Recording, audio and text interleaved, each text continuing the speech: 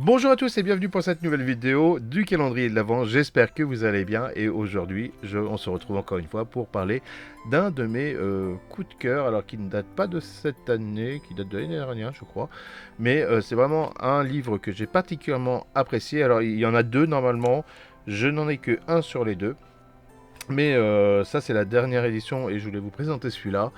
Eh bien, passons un petit peu descriptif. Vous êtes un animal, vous êtes dans un monde post-apocalyptique, on a fait des expériences sur vous et vous avez acquis quelques dons humanoïdes. Voilà, la mutation est à tous les coins et vous êtes dans un monde vaste et énigmatique.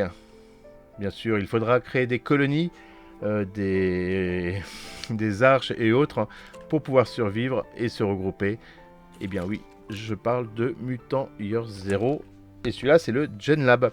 Alors comme vous voyez, je l'ai bien usé, hein. Je vous montre vraiment les livres comme ils sont chez moi et voilà, j'ai tous les post-it pour toutes les choses, alors qu'il y a un signet, hein. Non, il n'y a pas de signet d'ailleurs dans celui-là. Non, il n'y a pas de signet. Donc, ce qui explique aussi pourquoi, mais bon, j'aurais pas eu autant de post-it de toute façon si j'en avais pas eu besoin.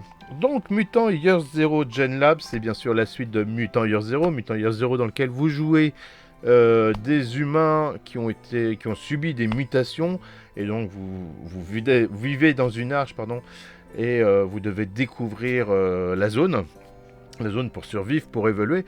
Pour moi, j'ai toujours considéré que c'était un post-apo civilisation, voilà, où on va commencer à monter des choses, crafter des choses qui vont donner accès à d'autres crafts et ainsi de suite. Et ben, Mutant Year Zero Gen Lab, c'est un peu la même chose. Sauf que là, vous êtes dans le paradis. Le paradis est les restes d'un laboratoire où vous avez subi des expériences. Et vous allez chercher à sortir du paradis. Et bien sûr, une fois que vous avez réussi tout ça, eh bien rien n'empêche. Moi, c'est ce que j'ai fait quand j'ai fait mes parties. Et je vous mettrai les liens si vous voulez pour regarder un peu quelques parties sur Mutant Year Zero. C'est ce que j'ai fait. Je l'ai tout simplement créé une arche avec des animaux et des humains. Mécanique simple, hein, c'est du Year Zero ONG. Donc, si vous jouez par exemple en ligne, bah, vous l'aurez sur Roll20, c'est déjà fait, sur Foundry, c'est déjà fait. Voilà, tout ce qu'il vous faut, c'est beaucoup de D6 et ça se joue assez facilement. C'est sympa, il y a toute une mécanique décisionnelle entre les joueurs qui vont faire que c'est... En vrai, pour le MJ, il n'y a pas grand chose à faire, à part connaître un petit peu son univers, ces trucs comme ça, parce que c'est les joueurs qui vont décider de la mission qu'ils vont faire, de comment ils vont s'adapter, comment ils vont s'organiser, tout ça. Il y a des journaux avec des scripts, donc des journaux où ils vont mettre leur rapport de mission, les choses comme ça. Pour ma part, si ça vous intéresse, quoi, voilà, j'avais à peu près une quinzaine de jours quand j'ai fait ça, que ce soit animaux ou humains.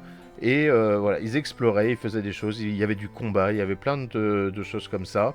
Il y avait des missions, bien sûr, hein, parfois j'ai reposé certaines missions parce qu'il y avait des besoins spécifiques.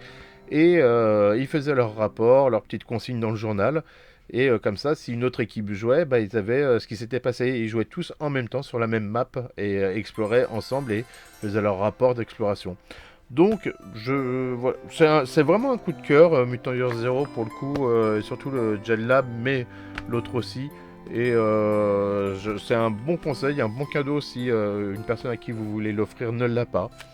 Donc je vous remercie d'avoir regardé cette vidéo, j'espère que ça vous a plu. Si vous connaissez déjà Mutant Year Zero, Mutant Year Zero Gen Lab, c'est dur à dire quand même.